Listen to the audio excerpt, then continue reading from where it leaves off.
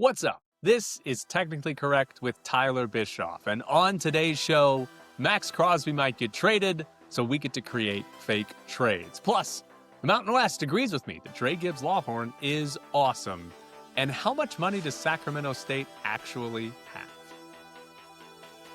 So Maxx Crosby possibly getting traded means everyone's going to come up with their own trade proposals. Here we go. We're not going to talk about every trade proposal on this show because some of them are bad. But Bill Barnwell, who writes for ESPN, he wrote a story for offseason trades for a bunch of different teams. And I think Bill Barnwell is one of the better NFL writers that we have. So Bill Barnwell writes it. I'm usually going to read it and sort of see what the merits are, take some seriousness to it. So Bill Barnwell's trade idea for Maxx Crosby was to send him to the Chicago Bears. And the Raiders would get in return a first-round pick and wide receiver DJ Moore. Also, the Raiders were sending a fifth to the Bears in this scenario. I don't know why the Raiders are putting a sweetener here. But for the Raiders, obviously, if you're trading Maxx Crosby, it's because either Crosby asked for a trade or the front office decided, hey, let's jumpstart this rebuild and make our roster better for the future, get a pick or picks in return. This specific trade is hitting at, for the Raiders side, the wide receiver position, right? The Raiders' best wide receiver is Trey Tucker. Like, yes, Brock Bowers exists, and in theory, you don't have to have a true number one as long as you have Brock Bowers and he's as productive as he has been in his career. But you have to imagine if the Raiders are going to be good at some point in the future, they're going to have a better wide receiver than Trey Tucker. DJ Moore would be better than Trey Tucker. There is no denying that. However, DJ Moore's coming off a season where he had less than 700 receiving yards, despite playing in all 17 games. He does have 4 seasons with over 1,000 yards in his career, but he hasn't done the last 2. And he's turning 29 in April. He's going to start this year, is the first year of his 4-year extension that he signed with the Bears. So you're getting a fairly big contract. You're getting a player age-wise that's the same basically as Maxx Crosby when we're talking about how much longer will they be productive. And it's a player that's best years are probably behind him. I mean, it wouldn't be too surprising if he had more than like 670 yards like he had this past season, but he had 3 straight years of 1,000 receiving yards. He had a couple of years ago, 3 years ago, he had 1,300 receiving yards. Is he going to do that again? Probably not. I think the biggest problem though is DJ Moore doesn't fit the timeline, right? DJ Moore and his productivity, the highest level you can probably see is the next 2 years. But are we going to expect 32-year-old DJ Moore to put up big numbers? Probably not. And that's, to me, the whole reason you should be trading Maxx Crosby. He doesn't fit the timeline. The years in which you're going to be rebuilding are the final years of these players' peak. And players are different. Yes, they might be good for a couple of years after that, but you should be trying to line up players that match the peak. And the best way to do that is to get draft picks in. So I don't get the DJ Moore part of this. If I were the Raiders, I would not be interested in DJ Moore because of that. If the Raiders were going to try to win in 2026, then yeah, okay, DJ Moore makes some sense because he'd be your best wide receiver. And that would be, if that's the window, that's the window. But that's not the window. Not Clint Kubiak. John Spytek has basically told us there's a little bit of a rebuild that's going to happen here. And I would think it's going to be the next 2 years. Right? It doesn't mean they're going to be horrendous for the next 2 years. You kind of hope your rebuild is 6 wins and then 7 wins, something like that. But the next 2 years, you're not trying to win. It's about 2028. And that's when DJ Moore and Maxx Crosby are going to be maybe out of their primes or coming down at the back end of their primes, right? And those aren't the players that you want. I will say, this seems like a tremendous trade for the Bears. Just from their perspective, right? You give up a first-round pick, and by the way, it's a late first-round pick. We're in the final 10 picks of the first round. So that's another reason why for the Raiders, not great. And they'd be trading from a position of depth. If you look at the Bears right now, they have 3 good wide receivers on their team. DJ Moore, and then Rome Odunze and Luther Burden. They don't need all 3 of those wide receivers. That's not the greatest way to sort of spread the talent around your roster. And if you could turn one of them and a first-round pick into Maxx Crosby, that's awesome, right? So trading away DJ Moore would be great for them because Rome Odunze and Luther Burden are younger and better and on their rookie contracts. Now, because of that, if I'm the Raiders and I'm talking to the Bears and it's a first-round pick plus a wide receiver, if you change DJ Moore to Rome Odunze or you change DJ Moore to Luther Burden, now I'm interested because those two players are 23 and 22 years old and they're still on their rookie contracts. They fit the timeline. They could come here now, be the best wide receiver, and the next 2 years, you're not really expecting to win. And then all of a sudden, they're 24 or 25, depending on which one you get.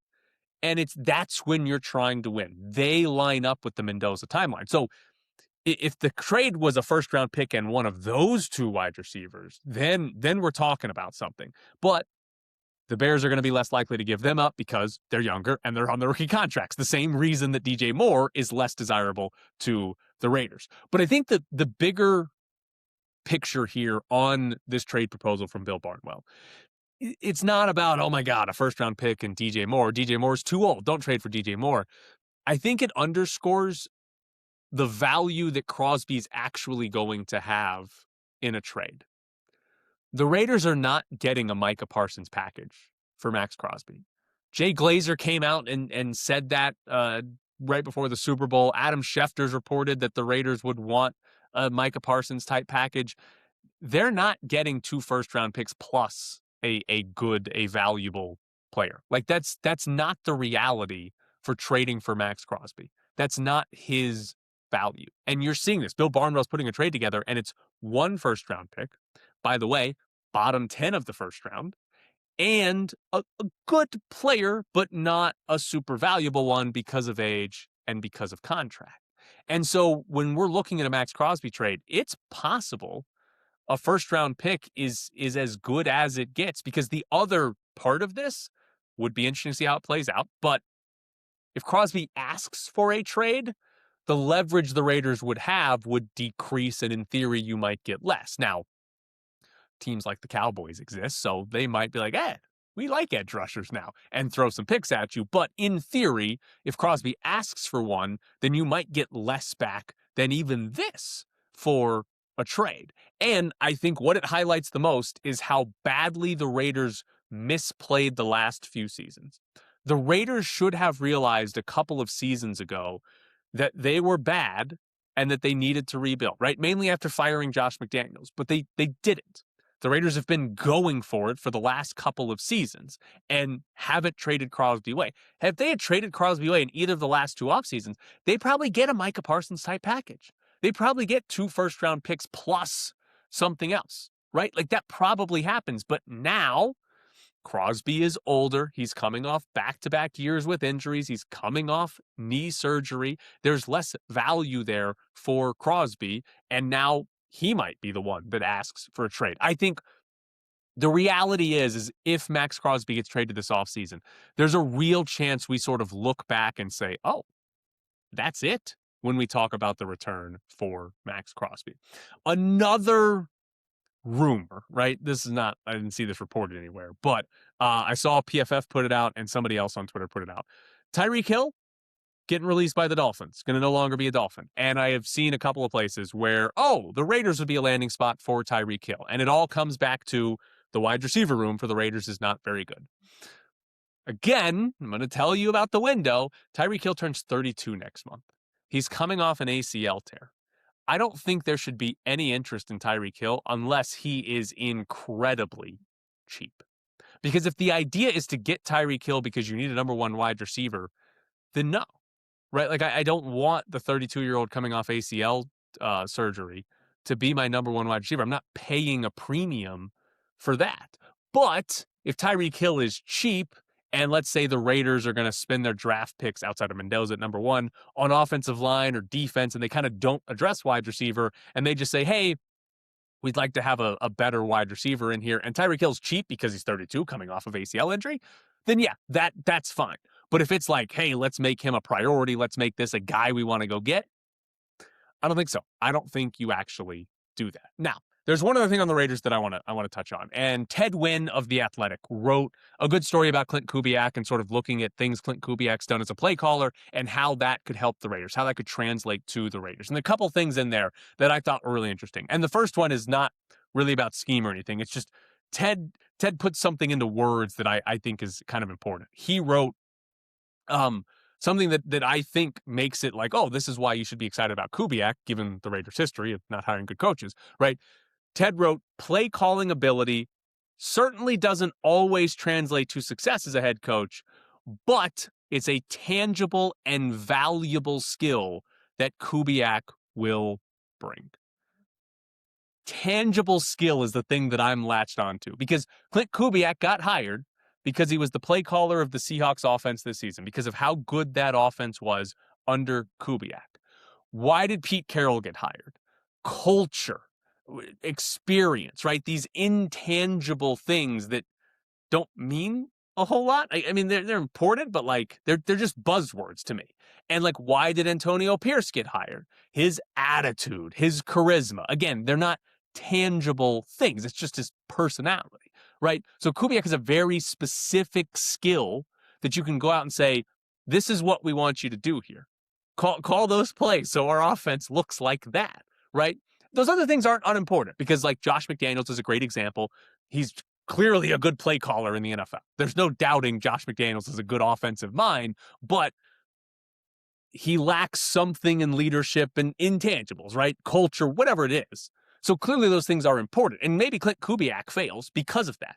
Maybe Kubiak comes here and it's like, oh, he's a good play caller, but he can't get guys to play for him, or nobody. Like, maybe we have the same stories of McDaniels. Hopefully not. But like, it's possible that happens. But I like the idea of hiring something that's tangibly there, the play calling, and not just the, oh, well, Pete Carroll's old and he's done this a long time, so he's going to fix the culture. I don't like that very much. The other interesting thing that Ted wrote about was the offensive line and the run scheme.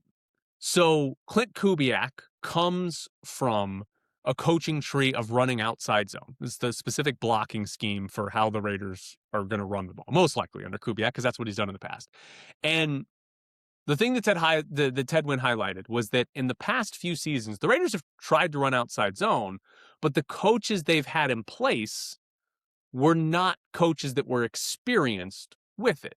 And like, you look at this past season, Chip Kelly, apparently he doesn't coach outside zone. I don't know if he's ever done it. And The Athletic had the report that Pete Carroll had sort of forced that they should run outside zone, even though that wasn't Chip Kelly's preferred style of offense, right? That story came out after Chip Kelly got fired.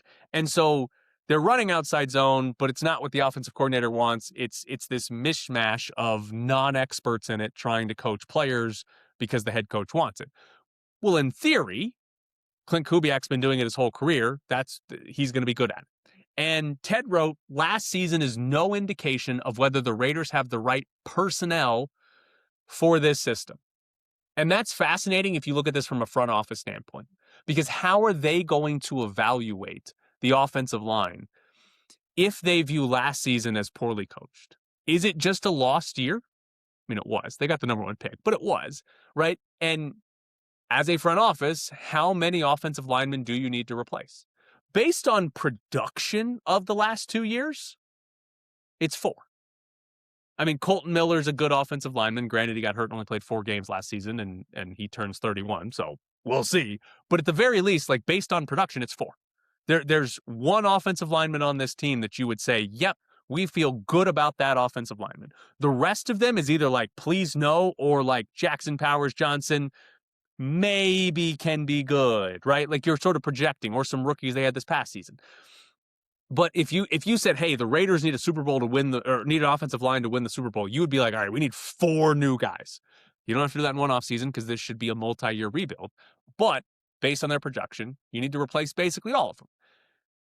But if the offensive line was in part bad because the coaching was bad, maybe better coaches that coach the outside zone will make these players look better. I don't know how the front office views it, but that's an interesting way of maybe the front office doesn't view the offensive line as bad as their production has been. I would still lean towards replacing as many as possible, but if they don't, maybe this is why. And the other thing on the offensive line Ted pointed out that I thought was fascinating is apparently in Clint Kubiak's offense, the center is the one who kind of at the line of scrimmage will call the blocking schemes, right? And the quarterback apparently has the power to override that and everything, but it's the center who's going to be calling out those blocking schemes most of the time at the line of scrimmage. And so Ted basically was highlighting how important it was that the Raiders get a good center here for Fernando Mendoza. So based on what Ted wrote, like if you were gonna approach one position on the offensive line, one to fix, it's that one, right? It's the center position, because that's going to be the most helpful for Fernando Mendoza. And if you need a couple of years to fix your guards, or by the way, in a couple of years, fix Colton Miller, that position anyways, that would be something you do. And by the way, as I'm saying this, I kind of realize Colton Miller doesn't fit the timeline either. He was injured, and he's not as a high priority as Maxx Crosby. But if you could trade Colton Miller for some picks, they should absolutely do that as well. So yeah, there's your spiel on windows. I'm probably going to talk about it a lot because I love talking about teams and championship windows. I think it's one of the more fascinating ways that front offices should look at teams is, hey, what's our championship window? The Raiders are not in one, and they won't be in one for a couple of years, unless Fernando Mendoza's better than Tom Brady. But like, the reality is their championship window is not this next 2 years. It should come open 3 years from now if things go right. That's the reality of it, and that's how I think they should be viewing every move they make in the offseason. Battle Blast, been serving Las Vegas since June 2012 with the very best in family entertainment. We are proud to provide the best facility, equipment, and service possible. Strap on laser tag vests, step into the 5,600 square foot 2-story arena designed to look like a worn, torn city street. An exciting atmosphere filled with exhilarating music, blacklight effects, and fog. Battle Blast also features a viewing deck for those not playing can watch players vest up and catch a view of the action going on in the arena. In between games, check out our arcade and prize center and enjoy tasty treats from our snack bar. Birthday parties, sports teams, group outings, and corporate events. Battle Blast does it all. We want to make your Battle Blast experience so good you'll want to return again and again.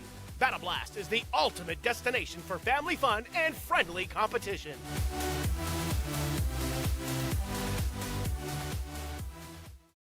Technically Correct is brought to you by Battle Blast Las Vegas, the best laser tag in Vegas. Battle Blast is the perfect spot for your next event, whether it's your kid's birthday party, a corporate event, your kid finishes a Little League season and you need an end-of-season party. Battle Blast is the place to go. You can also do it for your birthday. Get your friends, get your family, your coworkers together, and head out to Battle Blast Las Vegas. Plus, they have more than just laser tag. They've got an arcade. They've got prizes. It's Battle Blast Las Vegas, located at 8125 West Sahara Avenue.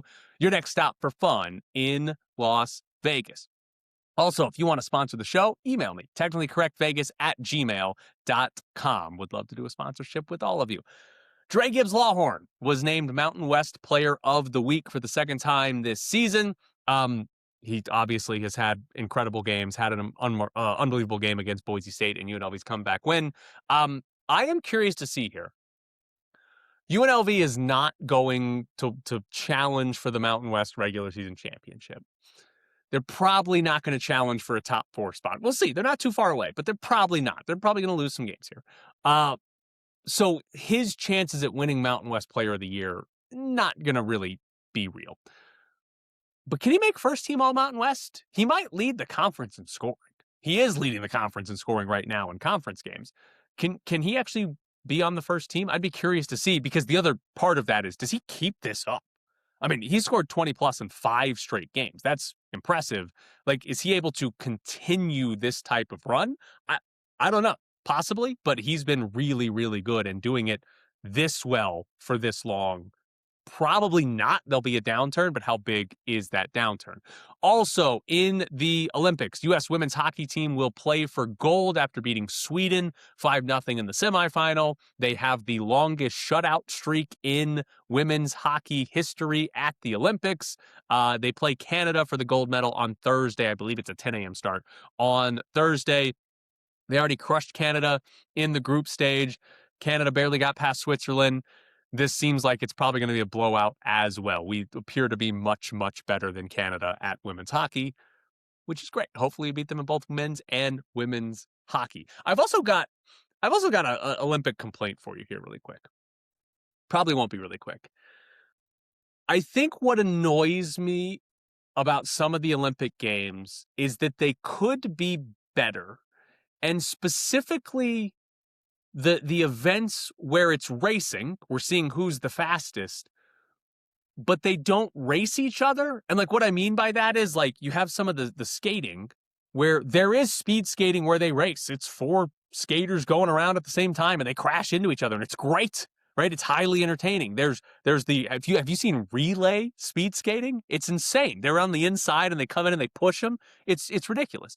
But there's also skating where they go in pairs and they do 30 people in 15 pairs, and then they just take the best time, and that guy or that girl wins the gold medal.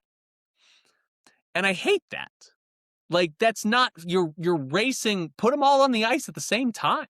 Whittle them down to 4 or 8, however many fit, and then put them out there at the same time. What's the point of racing if we're not going to race them literally head-to-head against each other? I don't get it. I don't understand why we have racing head-to-head and then, oh yeah, these guys are going to skate on their own and see who's the fastest. That's stupid. And I know this one, people can be like, oh, it'd be way too dangerous and it'd be hard to build a track. Can you imagine how much better bobsledding would be if they lined up 4 bobsleds and then everybody ran and pushed at the same time and then they all went down the track at the same time? I know, they'd crash. It's dangerous. But that might be the best sport of the Winter Olympics. If we had 4 bobsleds racing at the same time on these dangerous ice paths, that'd be incredible to watch. But instead, they all go one at a time, and then we see who has the fastest time. And like I know skeleton, that's the one where they're face down and their face is like this far off the ice. That one looks crazy dangerous. But also, if you had 4 people doing it at once, incredibly fun to watch. Instead, they go one at a time, and then we see their times, and NBC's got to put up like they were 0.89 seconds off the leader. And it's like, it'd be great if I saw him cross the finish line exactly 0.89 seconds behind the leader. I don't get it. We have race events where they don't actually race head-to-head. It just seems stupid. It just seems like we're missing out on what could be incredible sports. Like the other one, what is it? The one that Lindsey Vonn broke her leg in, the slalom, obviously incredibly dangerous. Put four women up there at the same time and let them go. Like, let's see them all go at the same time. That would be great. But instead, it's, everybody does it individually. I don't like it. I don't like that we're racing, but it's like NASCAR qualifying. Nobody cares about NASCAR qualifying. You care about the race itself. It just seems dumb. All right. Also, we've got a fun story for the Raiders. The Raiders pulled off what I think is a very, very funny move. So there's a guy named Matt Robinson, and he is going to be the Raiders' new secondary coach. Well, Matt Robinson was in Baltimore as their outside linebacker coach last season. He accepted a job with the Giants as an assistant defensive line coach on February 3rd. And then on February 16th, he's now the Raiders' secondary coach. So not even 2 full weeks being with the Giants, he moves to the Raiders. Now, it's a better title, right? Assistant position coach to just, you are the position coach. So it's a better title. I'm assuming it's a raise as well. It's obvious why he would take that, but it just seems very funny that he would leave a team he just took a job for 2 weeks ago. It also seems very funny that in the span of a couple of months, he's gone from coaching linebackers to defensive line to secondary. So he's got all the disciplines covered. He can handle it all. But I do like when teams sort of steal coaches, and especially if it's like, hey, we stole this guy you just hired 2 weeks ago. Yeah, we want him now. Technically Correct is brought to you by Battle Blast Las Vegas, the best laser tag in Vegas. Make sure you host your next birthday party at Battle Blast. Book the party package and you'll get a private party room, a party host, pizza, soda, arcade tokens, and laser tag. You can also add on a game for adults after the kids are done. It's Battle Blast Las Vegas, located at 8125 West Sahara Avenue, your next stop for fun in Vegas. So we've seen more conference realignment this month, but it's been taking teams from the FCS, not completely screwing over teams in FBS conferences. And we don't care about those FCS conferences. Go do whatever they want.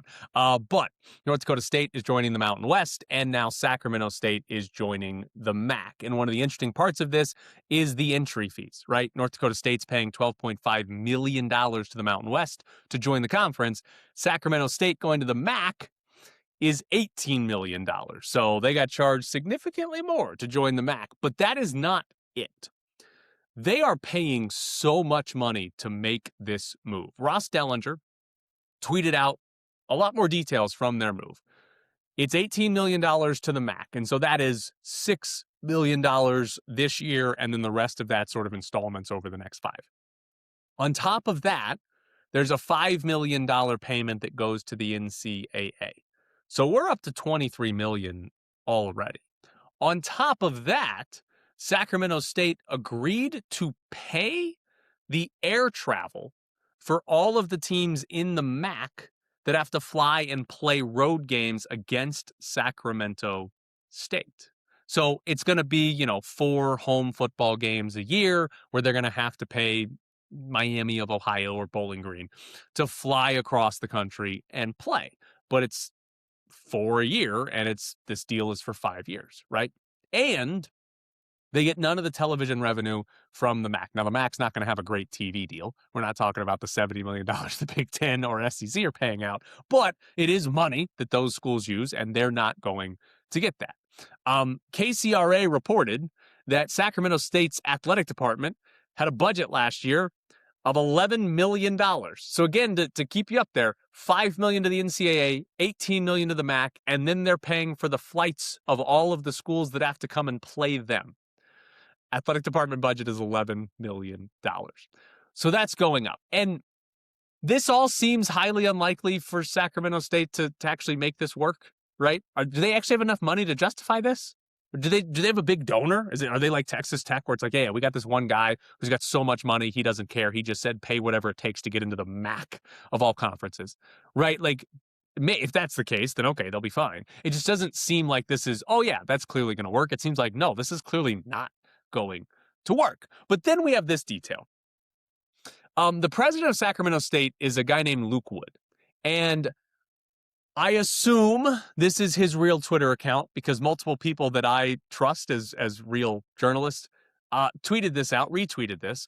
But at least an account from Luke Wood said that moving to the MAC, Sacramento State moving to the MAC, will bring an estimated economic impact of $975 million.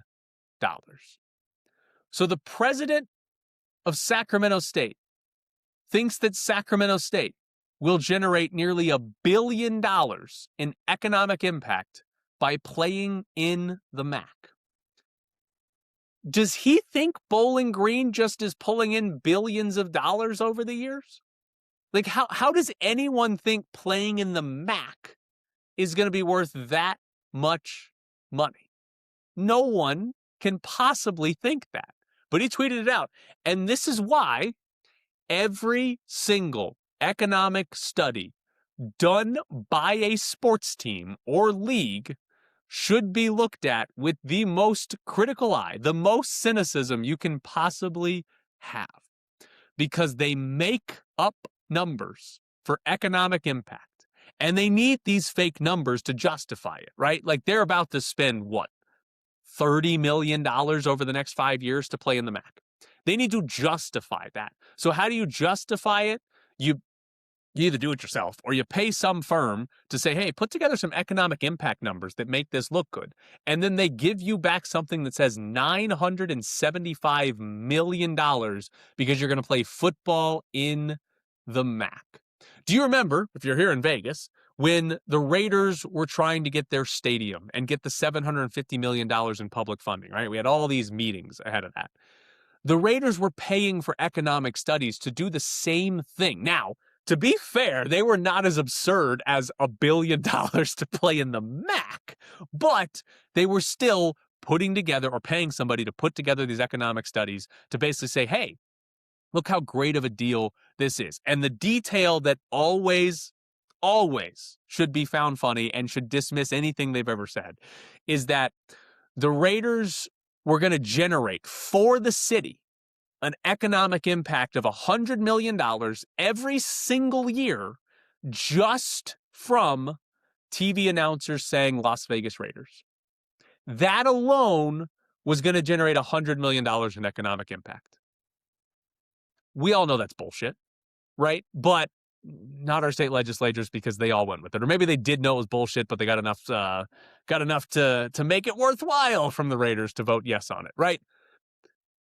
It's not, they're not real. And this is one of the greatest extreme examples you can have that, hey, if a sports team or league tries to say these are the economic impact, these are the millions or billions of dollars that your city or your county or your state are going to pull in if you give us all of this public money or whatever the hell Sacramento State's trying to do, you know it's a lie. You know it's not true. This has been Technically Correct with Tyler Bischoff. Thank you so much for tuning in.